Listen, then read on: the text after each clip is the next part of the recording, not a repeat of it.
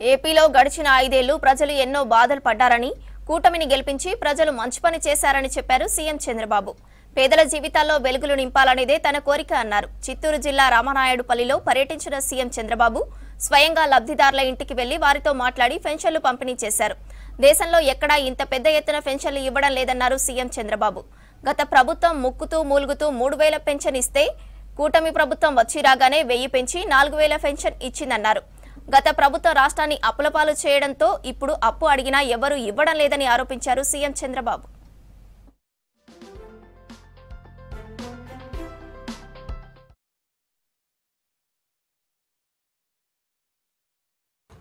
ఓసారి సరైన సమయంలో సరైన నిర్ణయం తీసుకుంటే ప్రజలు కూడా ఆశీర్వదిస్తారు. దానికి ఉదాహరణ ఇక్కడుండే ఎంపీ ఎమ్మెల్యే అని చెప్పి కూడా మీ అందరికీ విజ్ఞప్తి చేస్తున్నా. ఇంతవరకు 5 ఏళ్ళు అయితే ఈ రాష్ట్రంలో ఎక్కడ కూడా నవ్వనే మాటే కనపడలేదు. ఇప్పుడు ఏ ఊరికి వచ్చినా ఆనందంగా స్వాగతం పలుకుతున్నారు, స్వేచ్ఛగా ముందుకు వస్తున్నారు. ఇది పెద్ద మార్పు 9 నెలల నుంచి. ఈ విషయం మీరు గుర్తుపెట్టుకోవాల్సిన అవసరం ఉంది. ఈరోజు నేను వచ్చిన కార్యక్రమం మీరు చూస్తే భారతదేశంలోనే ఎక్కడా ఇంత పెద్ద కార్యక్రమం లేదు. ప్రతి ఒక్క వ్యక్తి మీరు గుర్తుపెట్టుకోవాలి, దగ్గర 64 లక్షల మందికి. మామూలుగా మీరు చాలా మందిని చూశారు. ఒకప్పుడు పింఛన్ 200, నేను 200ని 2000 చేశాను. అది నాకు పేదల పట్లుండే ప్రేమ. గడచిన సంవత్సరం ముక్కుతూ మూలుగుతూ 5 ఏళ్లు 3000 చేశారు. అది ఏడిపించి అప్పుడప్పుడు ఇచ్చేవారు. నేను వస్తానే చెప్పాను మీ అందరికీ, 3000 4000 చేస్తానని చెప్పి పెంచిన పింఛను కూడా ఏప్రిల్ నెల నుంచి ఇస్తానని చెప్పి మీకు ఇచ్చిన పార్టీ ఎన్డీఏ అని చెప్పి కూడా నేను మీకు తెలియజేస్తున్నా. సంవత్సరానికి 33,000 కోట్ల రూపాయలు ఖర్చు పెడుతున్నాం.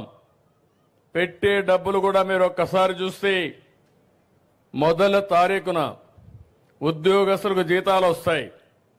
మా పేదవాళ్ళకి పెద్ద కొడుగ్గా నేను కష్టపడి మీ ఇంటికి డబ్బులు పంపిస్తున్నాను.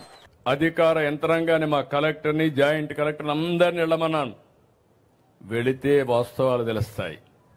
ఏసీ రూమ్లో కూర్చుంటే మీ బాధలు, మీ కన్నీళ్లు తెలియవు. అందుకే ఈరోజు అందరూ కూడా ఇక్కడికి వస్తున్నారు. వచ్చినప్పుడు వాస్తవాలు తెలిస్తే తదనుగుణంగా పనిచేసే పరిస్థితి వస్తుంది. అందుకే నేను ఇంకొక మాట కూడా చెప్తున్నా. ఈరోజు నేను మా అధికార యంత్రాంగాన్ని, రాజకీయ నాయకుల్ని పూర్తిగా నమ్ముతున్నా. కానీ నేను వీళ్ళు కరెక్ట్గా చేస్తున్నారా లేదా అని కూడా టెక్నాలజీలో చూసుకుంటున్నా. నేను పింఛన్ ఇమ్మన్నాను, పింఛన్ ఎక్కడిచ్చాడో 3వ కన్ను పెట్టి నేను ఎక్కడున్నా పర్యవేక్షిస్తున్నాను. అది టెక్నాలజీ. ఎవరైనా ఒక వ్యక్తి పింఛన్ ఇస్తే పింఛన్ ఏ సమయంలో ఇచ్చాడు, ఎక్కడిచ్చాడు, ఆ ఇంటి దగ్గర ఇచ్చాడా, లేకపోతే వీళ్ళింటికి రమ్మన్నాడా, లేకపోతే సెక్రటరియట్కి రమ్మన్నాడా అని మానిటర్ చేసే మెకానిజం పెట్టాను. దీనివల్ల ఎవ్వరు కూడా తప్పించుకోలేరు.